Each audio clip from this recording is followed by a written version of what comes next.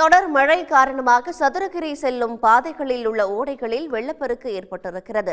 கார்த்திகை மாதம் பிரதோஷம் மற்றும் பௌர்ணமிக்கு பக்தர்கள் செல்ல வனத்துறை தடை விதித்ததால் பெரும் அசம்பாவிதம் தவிர்க்கப்பட்டதாக கூறுகிறார் நமது செய்தியாளர் மணிகண்டன். மணிகண்டன், இப்போ சதுரகிரி சுற்று வட்டாரத்தில் எந்த அளவுக்கு மழை பெய்து வருது, விவரம் என்ன?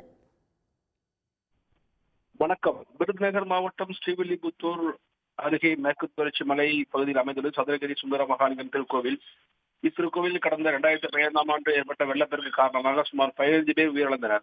இதனால் தமிழ் மாதங்களில் தினந்தோறும் அங்கு சதுரகிரி செல்ல அனுமதி வழங்கப்பட்ட நிலையில் வெள்ளப்பெருக்கில் உயிரிழந்ததன் காரணமாக தமிழ் மாதங்களில் வரக்கூடிய அமாவாசை பௌர்ணமி தினங்களான, அதாவது தமிழ் மாதங்களில் வரக்கூடிய 8 நாட்களுக்கு மட்டும் சதுரகிரி செல்ல பக்தர்களுக்கு அனுமதி வழங்கப்பட்டது குறிப்பிடத்தக்கது. இந்நிலையில் கார்த்திகை மாத பிரதோஷம் மற்றும் தீப திருவிழா, பௌர்ணமி இந்நிகழ்வுகளுக்காக கடந்த 4 நாட்கள் சதுரகிரி செல்ல ஏற்கனவே அனுமதி வழங்கப்பட்டிருந்த நிலையில் தொடர்ந்து மழை அறிவிப்பு காரணமாக, வானிலை மையத்தின் மழை எச்சரிக்கை காரணமாக பக்தர்களுக்கான அனுமதி திரும்ப பெறப்பட்டது. பக்தர்களுக்கு மலையேற தடை விதிக்கப்பட்டது.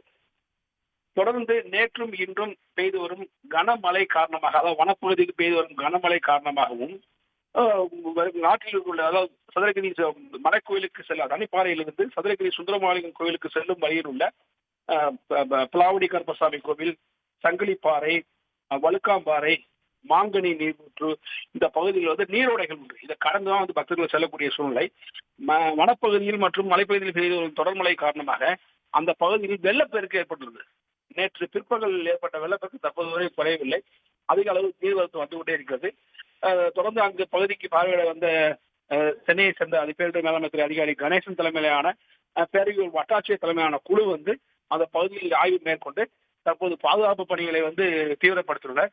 மேலும் அசம்பாவிதத்தை தடுப்பதற்காக தானிப்பாறை வரக்கூடிய பாதைகளுக்கு, அதாவது கிட்டத்தட்ட சதுரகிரி அடிவாரம் தானிப்பாறை பகுதி, இந்த தானிப்பாறை வருவதற்கு வத்திராயத்திலிருந்து கிட்டத்தட்ட 5 கிலோமீட்டர் தாண்டி வர வேண்டும். இந்த 5 கிலோமீட்டருக்கு முன்னதாகவே தடுப்புகள் அமைக்கப்பட்டு காவல்துறைகள் பக்தர்களை தடுத்து வருகின்றனர். தொடர்ந்து ஸ்ரீவில்லிபுத்தூரில் காலையிலிருந்து சாரல் மழை பரவலாக பெய்து வருகிறது. மணிகண்டன், விவரங்களை வழங்கியமைக்கு நன்றி. உடனுக்குடன் செய்திகளை தெரிந்து கொள்ள சன் நியூஸ் பெல் ஐகானை கிளிக் பண்ணுங்க.